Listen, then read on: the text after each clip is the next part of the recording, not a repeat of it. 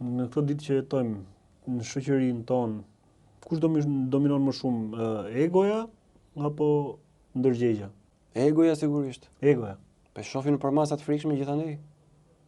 Që mos të gënjesh nga vetja, duhet vetëm një gjë. Duhet të jesh i sinqert me veten. Duhet të jesh njëri i sinqert në radhë parë me ti me veten tënde.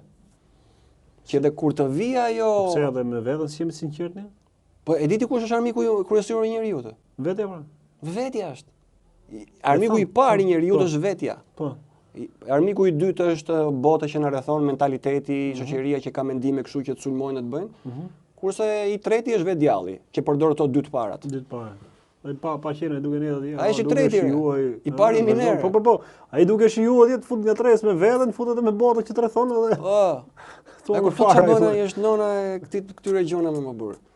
Të ngataron me veten, të ngataron edhe me të tjerët.